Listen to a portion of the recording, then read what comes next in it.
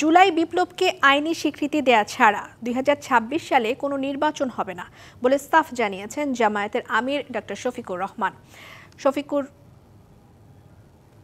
যারা নব্য ফ্যাসিস্ট হওয়ার চেষ্টা করছে তাদেরকে বঙ্গোপসাগরে নিক্ষেপ করা হবে বলেও মন্তব্য করেন তিনি। দুপুরে জুলাইয়ে জাতীয় সনদ বাস্তবায়ন আদেশ জারি, জাতীয় নির্বাচনের আগে গণভোট এবং পিআর সহ ৫ দফা দাবি আদায়ে জামায়াতে ইসলামী আন্দোলন সহ ৮ দলের সমাবেশ থেকে এসব কথা জানান জামায়াতের আমির।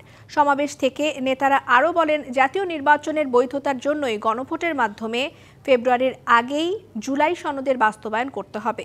জুলাই সনদের আইনি ভিত্তি না হলে জাতীয় নির্বাচন প্রশ্নবিদ্ধ হবে বলেও জানিয়েছেন দলটির নেতারা।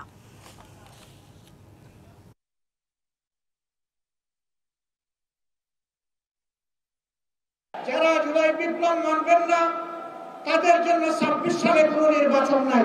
২৬-এর নির্বাচন দেখতে হলে আগে জুলাই বিপ্লবের স্বীকৃতি লাগবে। আর জুলাই বিপ্লবের স্বীকৃতি দিতে হলে জুলাই সনদের আইনি ভিত্তি দিতেই হবে।